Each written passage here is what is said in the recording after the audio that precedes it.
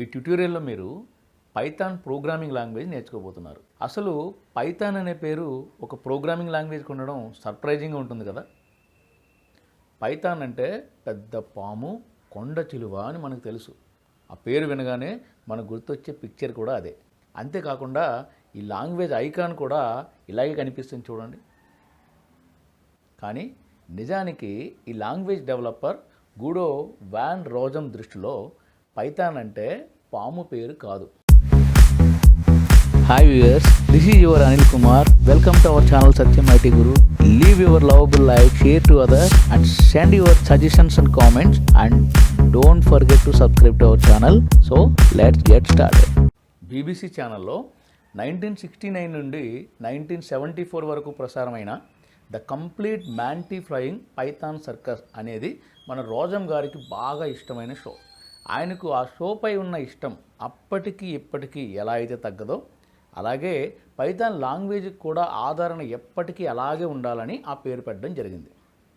అందుకనే కావచ్చు ఎప్పుడో 20 సంవత్సరాల క్రితం డెవలప్ చేసిన పైథాన్ ఇప్పటికీ ఇంకా చెప్పాలంటే ఇప్పుడు ఎంతో పాపులర్ అయింది. పైథాన్ 20 సంవత్సరాల క్రితం కనిపెట్టిన ఓల్డ్ లాంగ్వేజా అని ఆశ్చర్యం కలుగుతుంది కదా. అవునండి, జావా 1995లో రిలీజ్ అయింది, కానీ పైథాన్ 1989లో రిలీజ్ అయింది. కానీ అప్పట్లో ఉన్న ప్రోగ్రామింగ్ అవసరాలు చాలా తక్కువ, అందులోనూ ఎక్కువ డేటాను మేనేజ్ చేయాల్సిన అవసరం లేదు. అందువల్ల పైథాన్ ప్రోగ్రామింగ్ లాంగ్వేజ్లో ఉన్న పవర్ఫుల్ డేటా హ్యాండ్లింగ్ ఫెసిలిటీస్ అప్పట్లో అవసరం రాలేదు.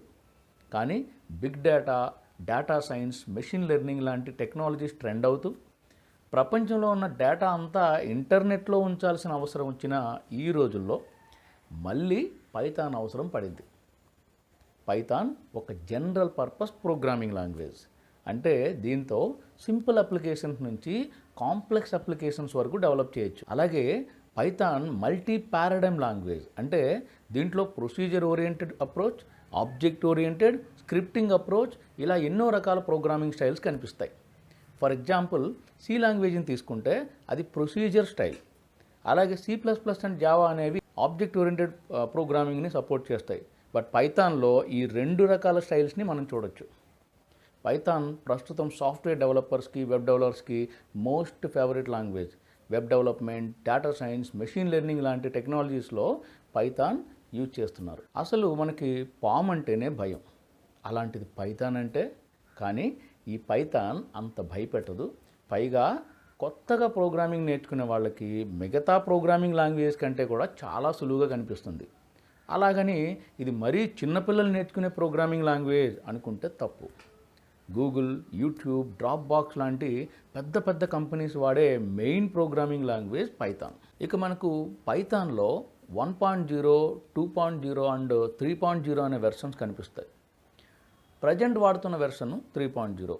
ఇంకొక విషయం ఏంటంటే జనరల్గా ఏదైనా సాఫ్ట్వేర్కు 2.0 నుంచి 3.0 వెర్షన్ వచ్చింది అంటే అప్డేటెడ్ అంటాం.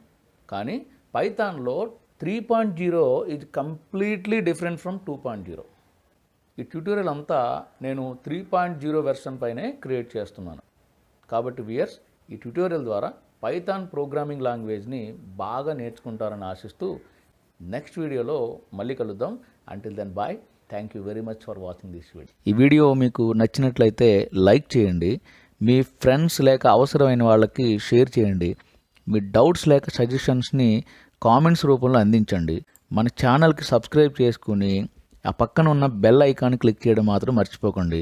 సబ్స్క్రైబ్ చేసుకోవడం వల్ల మీకు అమౌంట్ ఏమీ ఖర్చు అవ్వదు. నేను ఏదైనా కొత్త వీడియో చేసినప్పుడు వాటికి సంబంధించిన నోటిఫికేషన్స్ యూట్యూబ్ యాప్ ఓపెన్ చేసినప్పుడు కనిపిస్తాయి. అంతే. తిరిగి మరో వీడియోలో మళ్ళీ కలుద్దాం. Until then, bye. Thank you very much for watching this video.